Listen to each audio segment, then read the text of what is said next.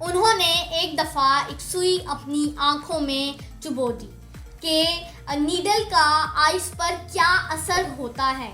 मतलब असल बात का पता लगाने के लिए उन्होंने हर तरीका अपनाया। एक दफ़ा वो एक गार्डन में बैठे सोच रहे थे कि चांद किस वजह से ज़मीन के गिर्द घूमता है, कि अचानक एक ट्री से एप्पल नीचे गिरता है। उस एप्पल को देखकर वो सोचते हैं कि जिस वजह से एप्पल नीचे गिरा है, शायद उसी वजह से चांद भी ज़मीन के गिर्द गर्दिश करता है।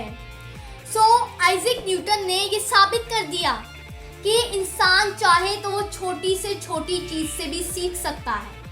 अब वो एक ट्री से एप्पल का गिरना ही क्यों ना हो। मिसाल के तौर पर हम दरख्त से ये सीख सकते हैं कि दरख्त जो है धूप खुद लेता है, हमें वो छाएं देता है। आप बहुत सी एग्जांपल्स ले सकते हैं। तो अगर देखा जाए तो कोई भी चीज़ इस दुनिया में ऐसी नहीं है जो अपने लिए जिए।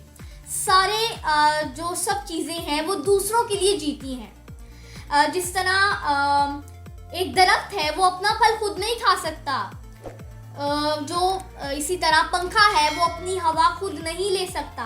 तो आप भी ये आज से ही सोच लें कि आपको भी दूसरों के लिए जीना है। अगर आप दूसरों के लिए जिएंगे तो ये सदका जारिया भी है और आपकी लाइफ भी चेंज हो जाएगी। आप हर चीज़ से सीखें, इस पर भी मेरी एक वीडियो है। मेरे YouTube चैनल रानी मान फातिमा पर अपलोडेड है, वरना ऊपर आई के बटन पर क्लिक करने से भी इंशाल्लाह वो वीडियो आपको मिल जाएगी। अल्लाह हम सबको हमेशा शुक्र अदा करने की तौफीक अता करे और हम सबका खात्मा ईमान पर फरमाए। आमीन।